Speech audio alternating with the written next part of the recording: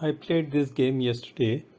I thought this is interesting, so I'm sharing my views about this game. I played white and played my favorite opening, Queen's Gambit, with d4. My opponent played d5, which is standard response in Queen's Gambit opening. I played c4.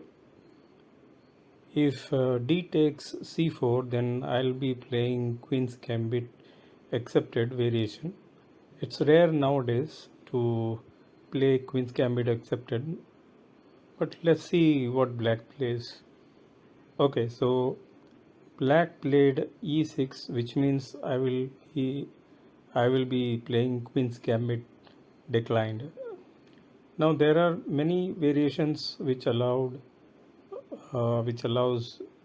bishop b4 check, and white usually plays knight c3, and black bishop captures knight on c3 to weaken white's queen side or destroy the pawn structure. Because after bishop and knight trade, there is an isolated a pawn which is useless and hard to promote. Also, it has to face black's queen side majority, and black's idea is to exchange all pieces and reach endgame and quickly promote his passed pawns on queen side.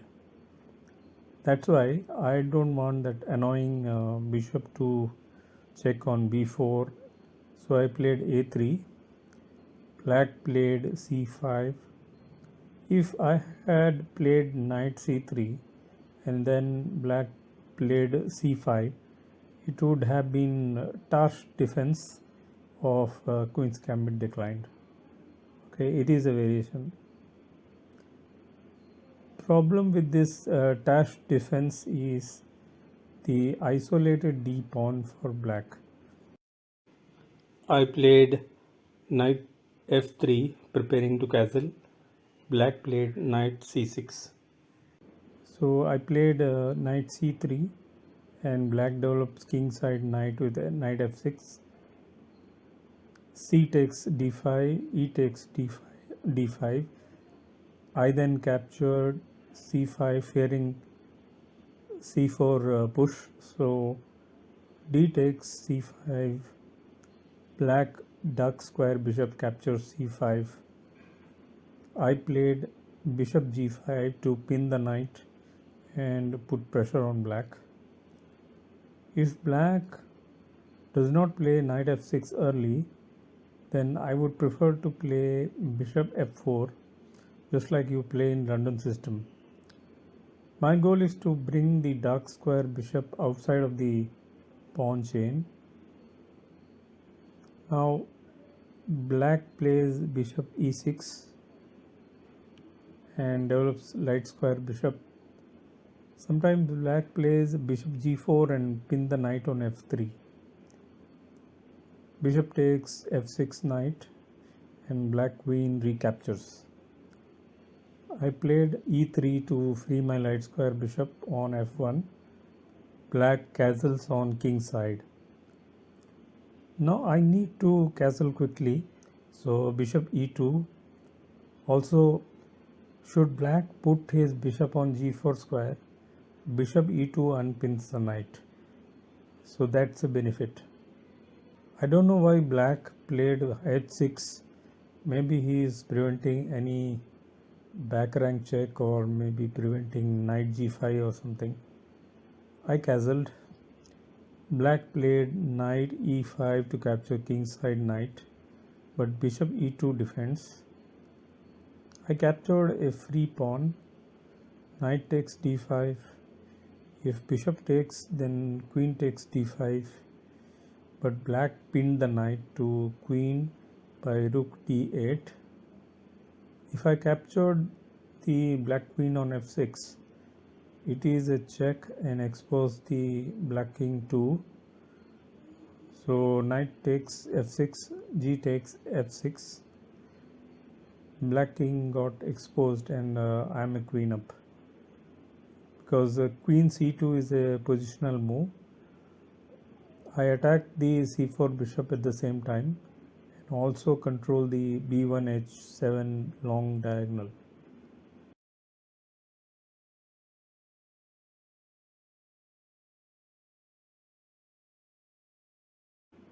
Knight captures e5 and f takes e5. So black removed his double pawn weakness. I played rook d1, bringing my rook into the game. Now I'm controlling two files, which is c file and the d file. Now black is contesting for the d file. So I'm thinking of exchanging all the major pieces of black, and I have more pawns and material advantage for the end game. So I'll capture the rook on d8. So rook captures d8 and rook captures again d8. So I want to play h3. Black played bishop f6, maybe for king safety. It's not clear, but both bishops pointing to my queen side pawns. I played b4. Black can bring rook to c8 and threaten my queen, but instead black played bishop d7 to prevent my pawn advance. I played queen c7 to put pressure on rook on d8 and capture pawns if necessary. Say rook c8 threatens the white queen, then white queen captures b7.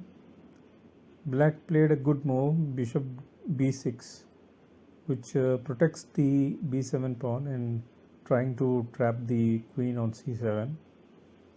I did not allow that, played b5 threatening bishop b6. Bishop goes to e4, still protecting the b7 pawn, so I cannot capture it. I played bishop h5, giving some serious mating threat. Black can either play rook f7, rook f8 or bishop g6. If rook f8, then I can threaten e4 bishop, and if bishop f5, then capture b7. So maybe I can play some intermediate moves. If bishop d5, then I play queen d6, fork, attack on both bishops of black. So I will win some material, and it will be helpful in endgame. Black plays rook f8. I played f3, attacking bishop on e4. Bishop f5 as expected, and I continue attack and improve my pawn structure at the same time. So bishop goes to e6. Queen can capture b7 now. Queen captures b7. Black king goes to h7 and pin the f7 pawn. So there are two attackers and two defenders for f7. I need to bring one more piece to attack f7. So played rook c1. Black played bishop g5, threatening rook on c1. So rook c7, and the queen and the rook battery is attacking f7 pawn. King g7 defends f7. The bishop on e6 is unguarded because of the f7 pin. So I attack the e6 bishop by bishop g4. Black bishop escaped to b3, but still protecting f7. I captured a7. Rook d8 wants to check on d1. So white king goes to h2. Then bishop f4 check and checkmate. So king h2 to prevent the checkmate. Bishop f4 check. So I played g3. Rook d2 check, and king goes to g1. So now what happens is bishop take g3, and I can continue my attack on f7, but here black can check with bishop f2 and capture my queen. But I think this is fine because queen captures f2 and then rook captures f2, king captures f2, and the last attacking piece of black, the major piece of black, is gone. So which is good for us. So I played bishop h5, black played bishop f2 check, queen captures bishop, rook captures f2, finally king captures f2. So black king comes to f6 now. I started promoting my pawns and played b6. Black played king g5, attacking the bishop on h5. Bishop goes to g4, and black attacks with h5. Bishop goes to f5, and black resigns, because I think there is nothing to play more. There is no material for black, so it is a good decision to resign. And I think this is a good game, and I hope you enjoyed it. Thank you for watching.